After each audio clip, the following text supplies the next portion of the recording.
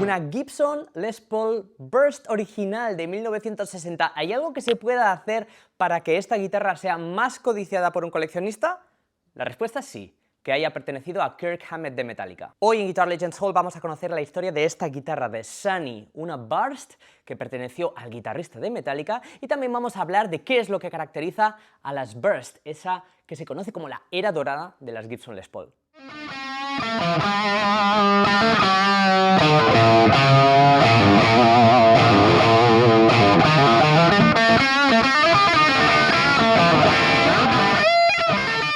Para entender el fenómeno de las Burst, que como he dicho son las Les Paul más codiciadas de la historia de la marca, hay que remontarse a 1957, un momento en el que Gibson está empezando a no vender muy bien su guitarra Les Paul en acabado dorado, una Gold Top. Así que Gibson se plantea pues un lavado de cara, hacerle algo a la guitarra que no la cambie demasiado, pero que al menos haga que a los ojos de los guitarristas resulte otra vez un poco fresca y atractiva. Se les ocurre darle un nuevo aspecto, pero que no sea algo tremendamente innovador y no asuste a sus clientes de toda la vida.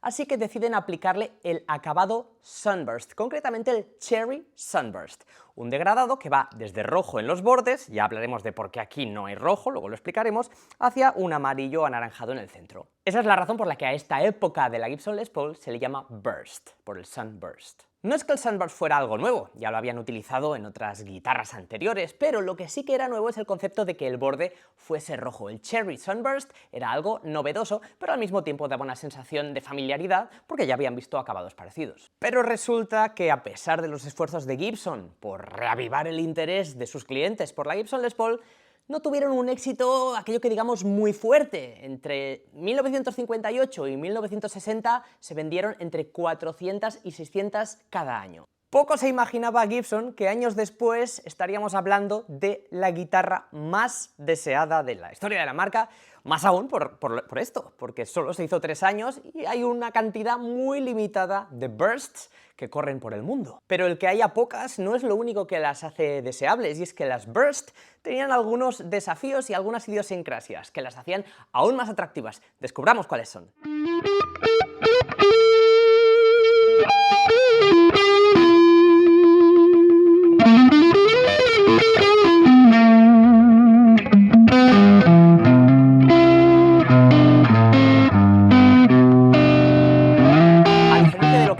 Con las Gold Top, que tenía una pintura sólida, en la que no se veía la tapa de arce de debajo, este acabado es transparente, y eso mostraba la tapa de arce que tenía debajo. Otra cosa que las hacía variar es que el acabado Cherry Sunburst era muy susceptible a quién y cómo lo aplicaba. Y por añadidura, Gibson hizo una modificación de la composición del tinte en cierto punto de la producción, que también hizo que ese Cherry Sunburst fuera un poco diferente al anterior. Algo muy similar pasaba con las pastillas, que aunque uno pueda tener la impresión de que al ser algo de los herrajes o de la electrónica puede ser más estable, cada una podía tener una salida y un sonido muy distintos, y además las bobinas podían ser negras, color crema o una combinación. Como podéis ver, esto hacía que la producción de las Bursts no fuese del todo regular y le daba una personalidad casi irrepetible a cada una de ellas, algo que a los coleccionistas obviamente les encanta. Pero es que además el paso del tiempo y la exposición a la luz pueden hacer que el color, el acabado de una Burst varíe de forma muy distinta a otra. Es posible saber cómo era una Burst originalmente quitando el poker chip, que es este anillo que tenemos alrededor del selector de pastillas, levantando los marcos de pastillas, o el golpeador, zonas que protegen a la guitarra de la luz. A veces al hacerlo vemos el rojo original que normalmente con los años se va perdiendo. Esta, por ejemplo, ya podéis ver que este color no se considera rojo, pero sin duda en su origen debía serlo.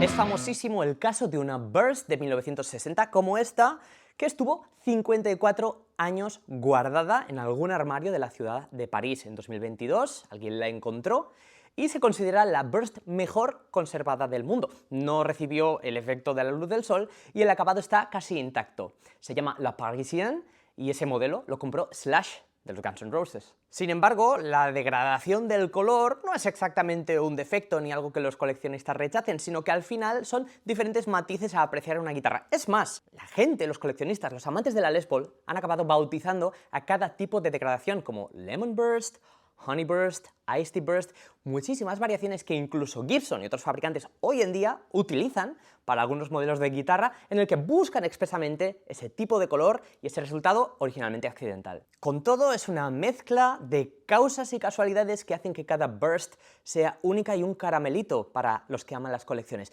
Pensad que hay 1500 que se sabe que se han fabricado, pero solo 300 están realmente localizadas. Por eso la gente se vuelve loca imaginando dónde estarán los demás y cuándo será el momento en que por accidente encuentres un tesoro en una buhardilla o en un armario que de repente pues te haga rico. Pero ¿cuánto se paga por una burst hoy en día?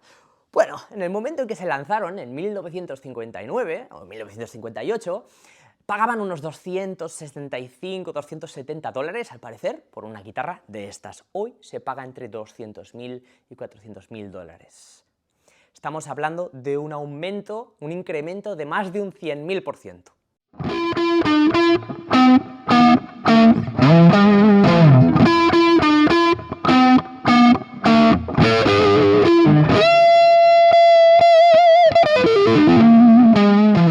Estoy seguro de que ahora ya entendéis por qué esta guitarra, Sunny, que estoy sosteniendo, es tan valiosa, pero es que además, como ya hemos dicho al principio, tiene un glamour especial por haber sido de Kirk Hammett de Metallica. Pero antes de Kirk, esta guitarra perteneció a otras personas. Su propietario original falleció y su viuda la vendió a un segundo en los 80. Hubo que esperar hasta 1996 para que esta guitarra fuese incorporada en el libro The Beauty of the Bursts, un libro dedicado a recopilar las características de las Les Paul Standard, que así es como se conocían originalmente, que tienen estas guitarras. Este modelo en particular ya os hemos dicho que es de 1960 y por lo tanto tiene algunos elementos transicionales. Eso quiere decir que tiene algunas características que tendrían las Les Paul venideras y aún algunos de las anteriores. Las modificaciones más relevantes en esa etapa fueron el mástil, sin duda, se conoce como mástil 60s, mástil de los 60, es más delgado que el anterior, pero también hay algunas otras cosas destacables, como cambios en los potenciómetros y cambios en los trastes. Sunny tiene todas las características que alguien soñaría de una Les Paul. Estamos hablando de un cuerpo de caoba de Honduras, una tapa de arce